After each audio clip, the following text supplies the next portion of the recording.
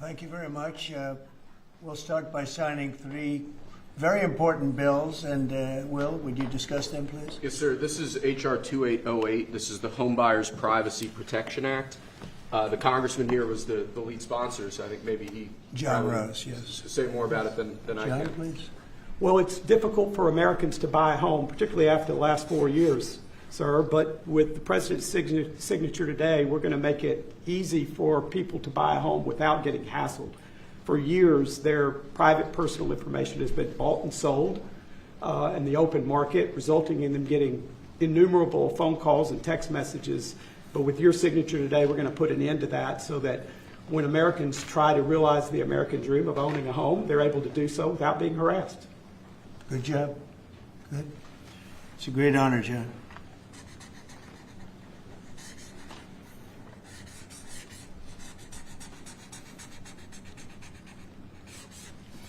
Okay, there it is. And that's going to help a lot of the homeowners of our great country. John, want to hold that? Sure. Thank you, John, very much. Thank you very much. Thank you very much. Okay, Will, you go ahead. And I'd like to leave you with this gift from a constituent back in Tennessee. Oh, I could use that at night. It's an American flag. That's very nice. I like that. Thank you, Mr. President. Thank you very much. That's very nice. Next, we have a number of executive orders for your attention, sir. Okay. From 1789 until 1947, our nation won some of its greatest military victories under the direction of a Secretary of War operating within a Department of War.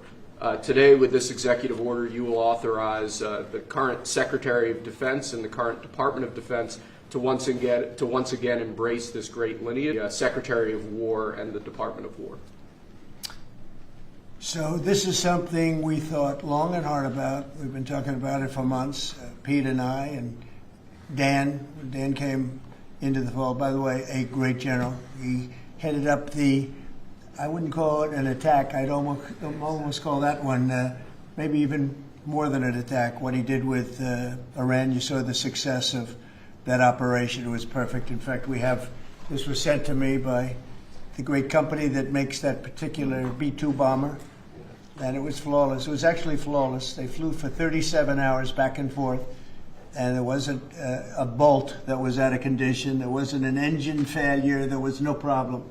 It was a perfect attack, and it knocked out any possible nuclear capability for Iran, which nobody wanted to see, and we weren't going to put up with. So great job, Dan. And we've been talking about this Department of War. So we won the First World War. We won the Second World War. We won everything before that and in between. And then we decided to go woke, and we changed the name to Department of Defense. So we're going Department of War. And I'd like to ask our Secretary of War to say a few words. Pete Hegseth. I think it's a much more appropriate name, especially in light of where the world is right now. We have the strongest military in the world. We have the greatest equipment in the world. We have the greatest manufacturers of equipment by far. There's nobody to even compete. And you see that with this and so many other things.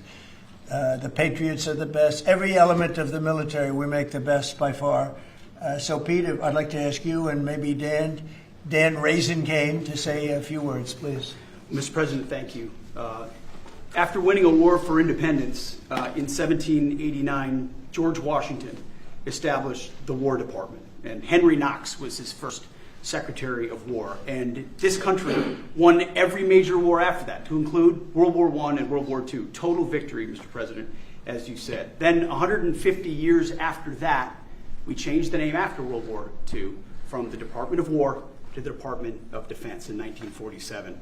And as you pointed out, Mr. President, we haven't won a major war since, and that's not to disparage our warfighters, whether it's the Korean War or the Vietnam War or our generation of Iraq and Afghanistan. That's to recognize that this name change is not just about renaming, it's about restoring. Words matter. It's restoring, as you've guided us to, Mr. Restoring victim, restoring intentionality to the use of force. So at your direction, Mr. President, the War Department is going to fight decisively, not endless conflicts. not to lose. We're going to go on offense, not just on defense. Maximum lethality, not tepid legality. Violent effect, not politically correct. We're going to raise up warriors. War Department, Mr. President, we're going to set the tone for this country. America first, peace through strength, brought to you by the War Department. We're back. All right, thank you very much. Very well stated, and really it has to do with winning. We should have won every war. We could have won every war, but we really chose to be very politically correct or wokey, and we just fight forever. And then we'd, win. We wouldn't lose, really. We just fight to sort of tie. We never wanted to win.